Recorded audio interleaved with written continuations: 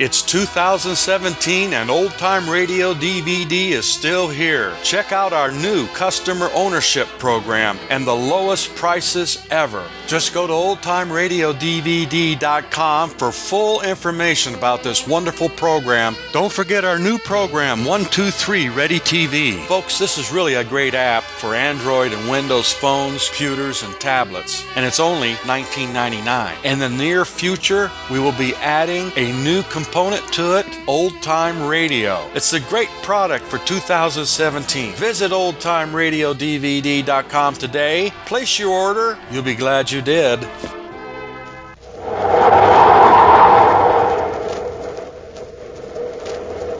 Instant Ralston and regular Ralston, the hot whole wheat cereals in the red and white checkerboard packages present Space Patrol! High adventure in the wild, vast reaches of space. Missions of daring in the name of interplanetary justice. Travel into the future with Buzz Corey, Commander-in-Chief of the Space Patrol! In today's transcribed Space Patrol adventure, Buzz and Happy are on the planet Mars, searching for Carol in an underground storage room filled with ancient, musty books. Suddenly, a sound that's more than a sound presses down upon them. Commander, my head hurts. So does mine. I can hardly stand it. What's causing it, sir? Ultrasonic vibrations. Yeah, but where are they coming from? From the resonator up near the ceiling. The vibrations kill insects that attack the old documents. What'll it do to us? If we can't shut off that resonator, we'll meet the same fate as the insects. We'll return in just a moment with today's exciting Space Patrol adventure, The Martian Masquerade.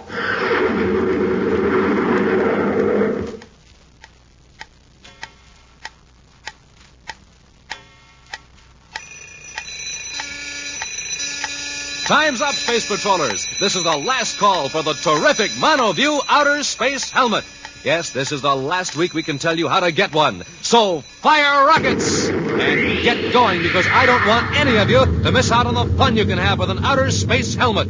Now, just think, you can go off on imaginary trips anywhere in the universe through the eyes of that one-way eye plate. You can see everything clearly, but strange and different. A real spaceman's eye view. And with your helmet on, you'll look like an honest-to-goodness spaceman, too. It's a foot high. It slips over your head, rests on your shoulders, covers up your entire head. And that one-way eye plate is like magic. It lets you see out, but nobody can see in. Nobody can tell who you are. And what's more, it's got real-looking oxygen tanks, breathing tubes, and a crackling red and black lightning flash hood printed right on. Yes, sir, it's just what the spaceman ordered. Now, remember, this is the last time we can make this offer. So better swing into action right away. Buy a box of good, hot Ralston. Then, with your name and address and an instant or regular Ralston box top, send 25 cents in coin to Space Patrol, Box 686, St. Louis, Missouri. That's Space Patrol, Box 686, St. Louis, Missouri.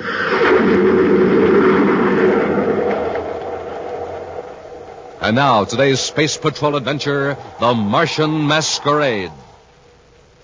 In Commander Corey's central office at Space Patrol headquarters on the man-made planet Terra, Cadet Happy is attempting to explain a sudden change of plans to Carol Carlisle, daughter of the Secretary General of the United Planets. Well, that's about all I know, Carol, honest. But I don't understand. Oh, here's the commander. He'll explain it. Explain what? Hello, Carol. Good morning, Buzz. Hap's been trying to tell me that we aren't going to Jupiter. He's right. Oh, no. I've been trying to reach her all morning. Something came up at the last minute. Happy and I have to blast off for Venus right away. But why, Buzz? I'm to meet Captain Holcroft there and pick up some designs for a new secret weapon. Bring them both back to Terra. Oh, I see. Well, I guess I bought a lot of new things for nothing. No trip to Jupiter. Oh, you'll make the trip all right. I've arranged passage for you in the Solar Queen. Happy and I'll join you in a couple of days after we get Captain Holcroft safely back to Terra.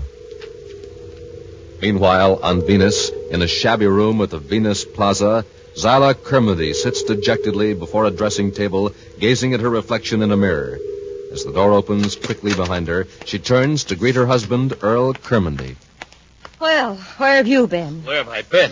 Wait till you hear it. I'm waiting. I've been waiting in this rat trap all day and without a thing to eat. All right, don't jump down my throat, Zyla. Give me a chance to tell you the news. Look, Earl, all the news I want from you is when do we get back to Mars? That's what I want to tell you. Look at these spaceship tickets. Well. I won't even ask where you swiped them. Wait a minute, I didn't steal them. They were given to me by a fellow who wants a certain job done. Yeah? Yeah, and if we pull it off right, there's 20,000 credits in it for us. Maybe more. What kind of a job? All we gotta do is go over to Venus City Space Hotel and remove some documents from one of the guests. Some plans of some kind for a secret weapon. They're in a plastic case just like this one. Who's got the documents? Captain Howcroft. I got his number and everything. Captain Halcroft? Yeah, he's a Space Patrol courier. Well, are you out of your mind? That's all we need to get into a jam with the Space Patrol. Zyla, honey, let me finish. There's no danger at all. That is, if you help me. I don't want any part of this. Wait a minute. Let me show you something. Here, look at this picture. Why, it's one of my Hey, it's not me. Don't you know who this is? It's Carol Carlisle, the Secretary General's daughter. I always said you looked like her. You really think so? Sure. A lot of people think so. Well, of course she wears her hair different, but I could fix mine. Of course you could, honey. Now, look, all you got to do is get Captain Howcroft out of his room for a couple of minutes. Then I go in and get the documents. You mean I pass myself off as Carol Carlisle? You are crazy. I tell you, there's no risk at all. How do I get into the Venus City Space Hotel in the first place? Sneak through the freight chute? No. Look, I've taken a room across the hall from Howcroft. As far as the hotel staff is concerned, you're Mrs. Donahue. Where'd you get the money for the room? From the same guy who gave me the spaceship tickets. Oh, who's that? Now, he's a guy working with our old pal, the Martian book dealer. Scavlin? Well, Scavlin's just a go-between. But we're to take the documents to his shop in Lowell City on Mars. That's where we'll collect the 20,000 credits. 20,000. And all you have to do is play Carol Carlisle for 10 minutes. Oh, you don't think this captain would leave his precious documents unguarded for anybody but the Secretary General's daughter, is that it? Now, he might. But if we hold an ace, why not play it and be sure? Now, here's the way to work. Elsewhere, in a room on the 28th floor of the Venus City Space Hotel, young Captain Hallcroft tries to read a technical journal.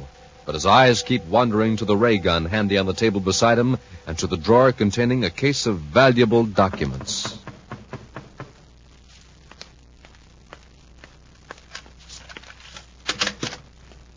Yes? I hate to disturb you, but I wonder if I could ask you a favor. Oh, what kind of favor? I seem to be locked out. The electrolock's stuck, I think. Oh, I see. Well, I'll tell you what I'll do. I'll phone down to the desk and have them send a man up. If the lock's jammed, you'll need an expert. Oh, that's just what I was trying to avoid. It takes such a lot of explanation. You see, it's not my room. Some friends of mine, the Donahues, have the room across the hall. But they're out for the evening, and I left a package in there. Oh, I see. Oh, I know it sounds strange, but calling downstairs and explaining would cause such a commotion. Oh, not on account of me, but because of my father. Your father? I see you don't know who I am. Does the name Carlisle mean anything to you? Carlisle? Your father's the Secretary General. Of course, Miss Carlisle. I recognize you now from your pictures. Oh, you can imagine what would happen if the hotel staff found out I was here. There'd be such a fuss. I was hoping I could just pick up my father's present from the room and leave quietly. Sure, I understand. Well, it's the room just across the hall, you say? Just one door down. I'd be so grateful. It'd only take a minute. Well, sure, Miss Carlisle. It'll be a pleasure. I do hope Mrs. Donahue gave me the right key. Luckily, I saw them in the hotel dining room. Well, if it was the right key, it should work. Yeah, we'll try it. There you are, Miss Carlisle. Oh, now why did I have all that trouble? Oh, thank you so much, Captain. No, not at all. Well, if you excuse me, I'll have... Just one more favor, if you don't mind. If you'll wait here just a minute, I'll give you the key and you can leave it with the clerk later. I'll only be a minute. All right, Miss Carlisle. Where is that package? Oh, she said in the bureau drawer. Oh, now, isn't that provoking? Captain, I'm awfully sorry, but could you come in, please? Well, what seems to be the matter? Oh, this drawer's stuck. I can't budge it. Would you try? All right, Miss Carlisle. A few moments later, Captain Hallcroft returns to his room. His ray gun is still on the table, and a quick check shows the document case is still in the drawer. With a sigh of relief, the captain returns to his book. An hour later, there's another knock at the door.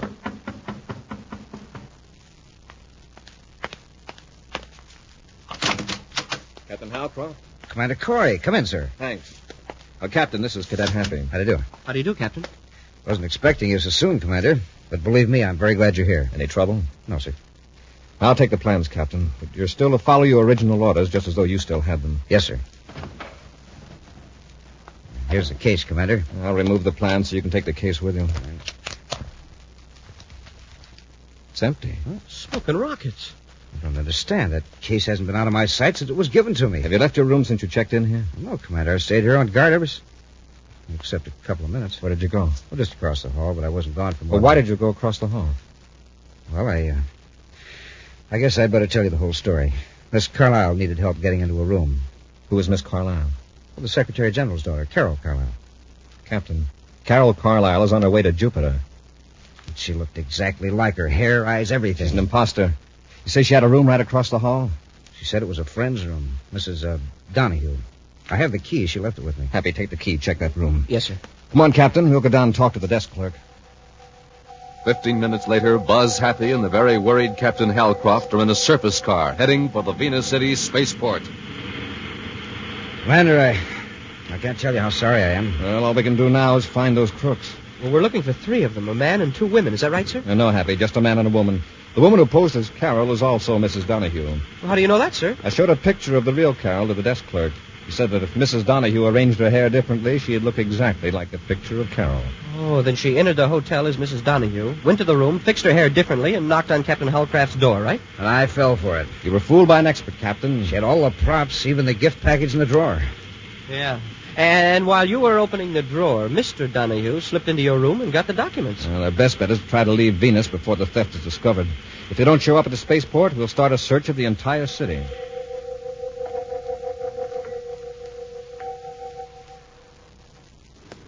What are we standing around for? Why can't we get aboard the spaceship? I told you, Zyle, it's going to be late blasting off. There's nothing to worry about. Just relax. In a few hours, we'll be at Scavelin's place in Lowell City. Look, there's that Captain Halcroft, and he saw me. You're just imagining things. Calm I down. tell you, Earl, it was Halcroft. He was walking right behind us. Now what'll we do? Don't get panicky. Wait till he gets farther away, then we'll duck into this freight. Sorry, Commander. She's here, all right. Where? Standing over there by the freight section. Hey, I see her. Smoking rockets. She sure looks like Carol, all right. Uh-oh. She ducked through a door. Come on, Hap. We'll follow them. Captain, you wait outside. Here's the door she ducked into, sir. Inside, quickly. There doesn't seem to be anybody here. She must have gone through into another part of the freight office. Somebody's behind those crates over there. Come on.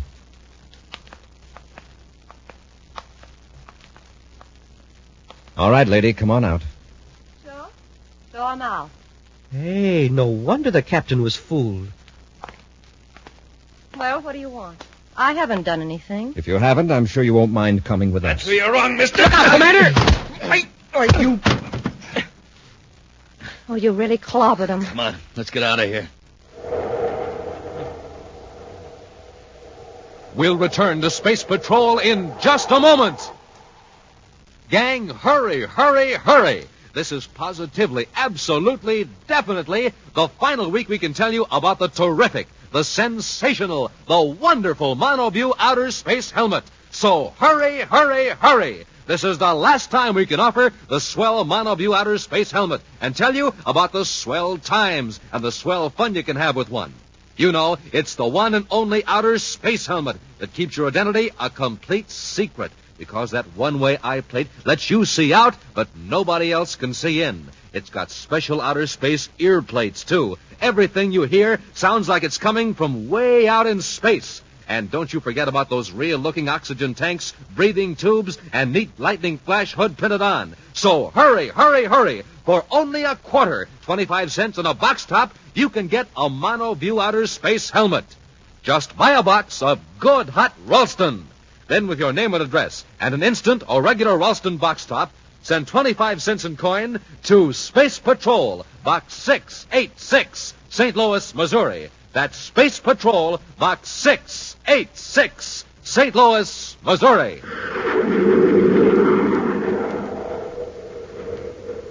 And now back to our Space Patrol adventure, the Martian Masquerade.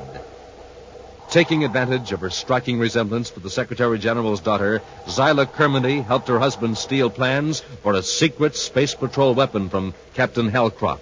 A short time later, Commander Corey and Cadet Happy arrived at Venus City, discovered the theft, and rushed to the Venus City spaceport in time to catch Zyla. But while questioning her, Buzz and Happy were knocked out by Earl Kermody. Unaware of this latest development, Captain Hal Croft waits for them to come out of the freight station, but as moments go by, he becomes worried and goes in to investigate and discovers Buzz and Happy lying on the floor. Commander, Cadet. Commander, what happened? I'm not sure. There's a big guy with a club. First he hit you, Commander. Well, before I could get out of the way, he hit me. Same man I saw outside talking to the girl. They may still be at the spaceport. We'll contact the control tower and order all ships grounded until we can make a search. Commander, if they got away, I think I know where they might be going. Where? Well, when I first spotted the girl here at the spaceport, I passed by close enough to hear part of their conversation. They mentioned Lowell City. Mars. Did you hear anything else, Captain? Well, it was a name, a rather odd one. Scavs something or other. Scavlin, I think it was. We'll check on that later. Let's alert the control tower. All ships are grounded while a search is made for a girl resembling Carol Carlisle. Guards at all exits are questioned, but there is no trace of her. Then, following the clue offered by Captain Halcroft, Buzz and Happy board the Terra 5 and blast off for Mars.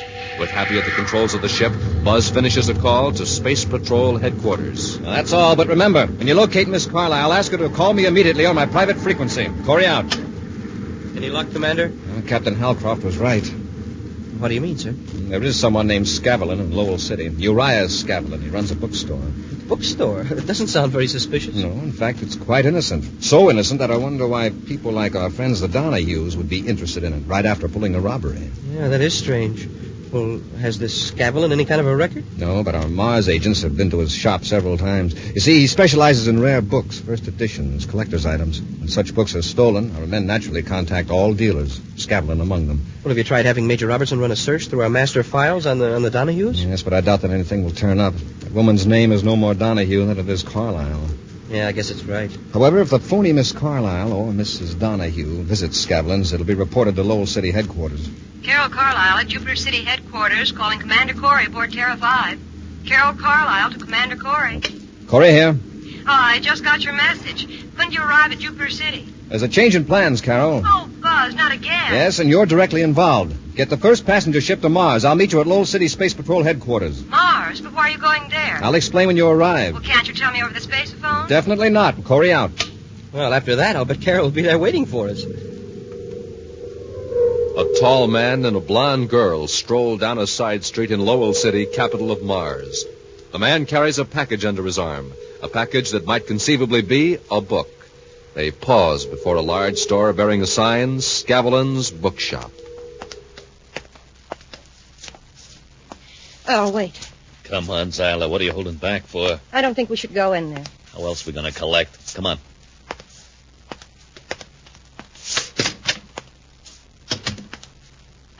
No, here he comes. Let me do the talking. May I help you? I brought in that rare document I mentioned the other day, Mr. Scavlin. Oh, let's see it. I'll unwrap it.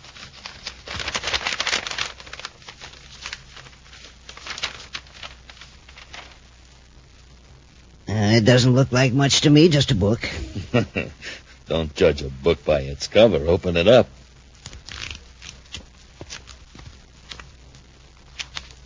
This is a rare item. Well, then it's genuine. I'll drop back in a few days after I have a chance to examine it. Say, what about our money? Where's the 20,000 credits? Oh, you don't understand. I haven't the money to pay you for this document, but I do have potential buyers. If they are interested, they will pay me and I will pay you. Look, Scavlin, we ran a lot of risk to get those plans. Alec, let's do as Mr. Scavlin says. Oh, right. I don't like the setup. Mr. Scavlin's perfectly reliable, dear. Now, until he contacts me, you and I better split up. Split up? What for? We stand less chance of being caught if we're not together. Now, you go to our old place and wait for me to call you. Just a minute. Where will you be? Don't worry, I'll keep in touch. Now, you run along.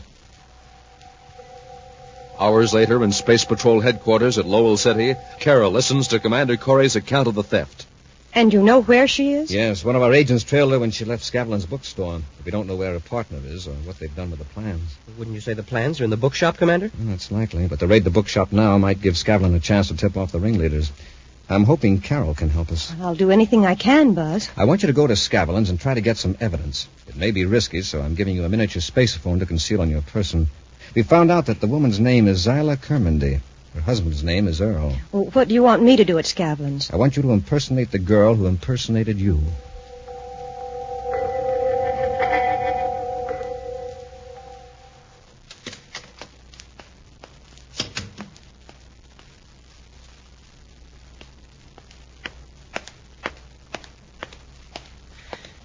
Yes, ma'am. May I help you? Have you got the money? Money? You remember me. I was here the other day with my husband, Earl. Oh, yes, I remember. I asked you, have you got the money? The arrangement was that I am to contact Mr. Kermody. Yes, but Earl changed his mind. He's tired of waiting. He can sell the plans himself. He wants you to hand them over to me, now. Why is he in such a hurry? And why didn't he come? He's afraid he's being watched. If he came here, the Space Patrol would get Earl and you too. Well, if that's the way it's got to be, just wait here a moment, Mrs. Kermody. Oh, sure.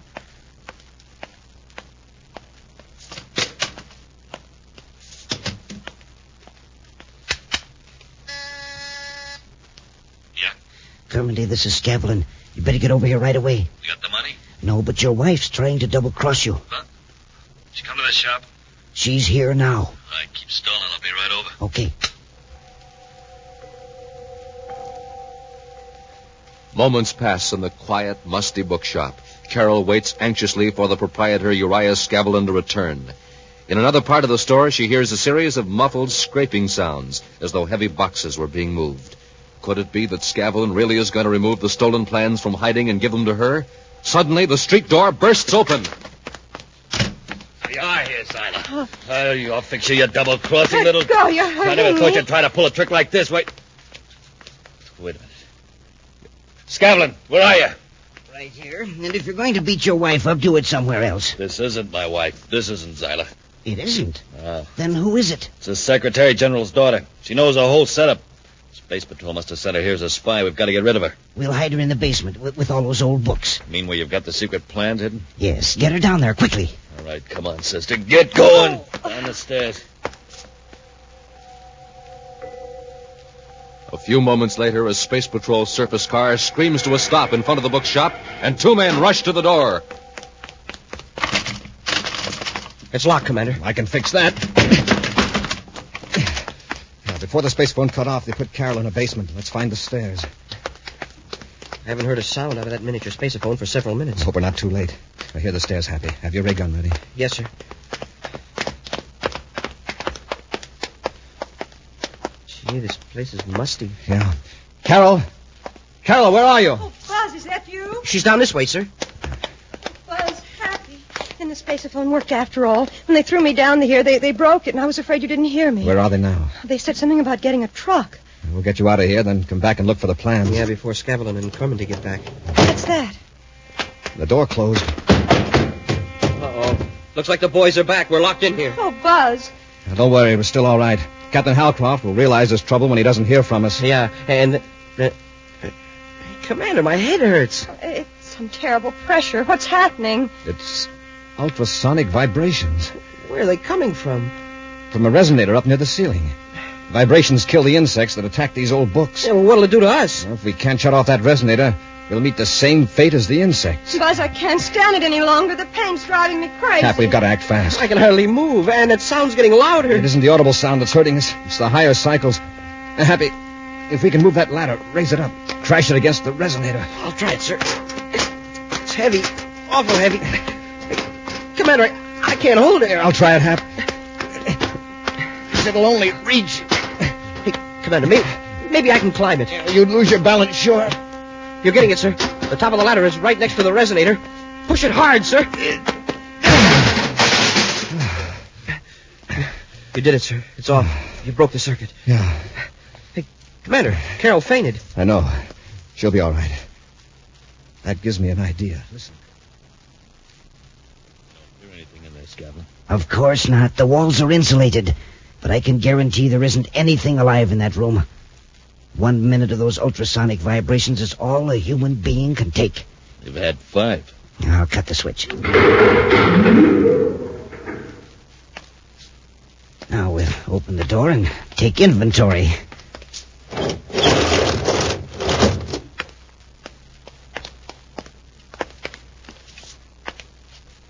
Yeah, there they are, the 3 of them. Well, the best thing for us to do is to get the plans and get out of here. Now, where'd you put them? Oh, right up here in this old book. That's all we wanted to know. Scavlin, they're alive. You bet we are. Get Scavlin happy. I'll take care of Kermody.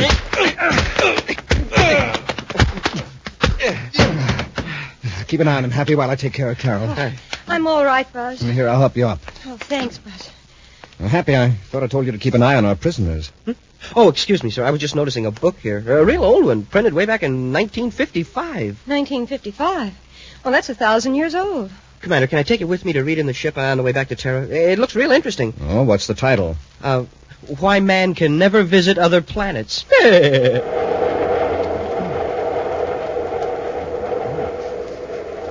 An action preview of next week's exciting Space Patrol adventure in just a moment. Space Patrollers, this is your commander. Now, I want every one of you to listen carefully to this message on the reminder meter. Now, listen. Here goes. Send away today for your MonoView Outer Space Helmet. Get it? Now, I want all of you to do just what the reminder meter says, because time is running out. This is the last time I can tell you about the sensational MonoView Outer Space Helmet, the official Space Patrol helmet that I wear on secret missions. You know, with your helmet on, your disguise is complete. The specially designed one-way eye plate lets you see out clearly, but nobody else can see in or tell who you are. Remember, too, the helmet has real-looking printed oxygen tanks and breathing tubes. Comes in mighty handy on space jaunts. And there's outer space ear plates, gleaming lightning flash hood. Yes, everything for the Space Patroller. Captain Tufeld, tell the Space Patrollers how to get one. Yes, sir, Commander. Just buy a box of good hot Ralston. Then, with your name and address, send 25 cents in coin and an instant or regular Ralston box top to Space Patrol, Box 686, St. Louis, Missouri. That's Space Patrol, Box 686, St. Louis, Missouri. And send away today for your MonoView Outer Space Helmet.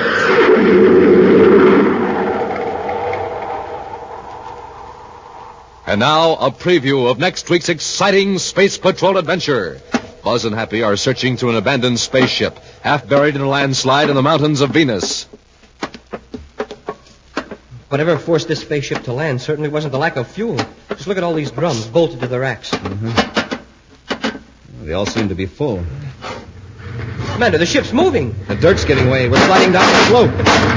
Commander, the fuel drums are breaking loose. Run for the next compartment. If one of the drums hits us, we'll be crushed.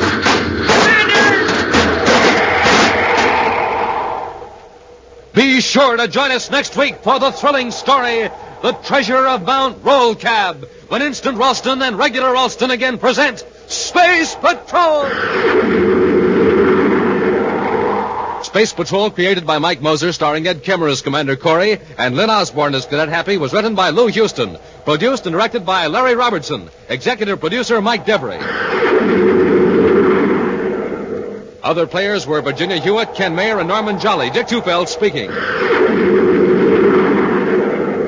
Now, don't forget to tune in next Saturday and every Saturday when Instant Ralston and Regular Ralston again present Space Patrol. This is Dick Tufeld in St. Louis reporting on the twin-jet Air Force fighter, the McDonnell Voodoo XF-88A. In a moment, we'll hear from the noted test pilot who flies this plane, Phil Houghton. Speed of the Voodoo is a military secret, but it's plenty fast. Wingspan is 40 feet, length 55, weight 10 tons. And now, Phil Houghton recorded this morning at Lambert Airfield. After seeing the Voodoo, I guess you know why I like my job. There's one thing about it, though. A test pilot has to stay in good condition, get lots of sleep, and eat good, healthy food. That's why I like rice checks and wheat checks for breakfast. They've got plenty of energy in them, and they really taste swell. I think you'll like them, too. No other cereal, puffed or flaked, contains so much nourishment in such concentrated bite-sized form. So do as Phil Houghton, J. Ray Donahue Jr., and other top test pilots do. Make your cereals rice checks and wheat checks. Be sure to see another exciting Space Patrol program on your local ABC television station. Consult your local newspaper for time and channel. This program is broadcast to our armed forces overseas through the worldwide facilities of the Armed Forces Radio Service. Space Patrol came to you transcribed from Hollywood. This is ABC Radio Network.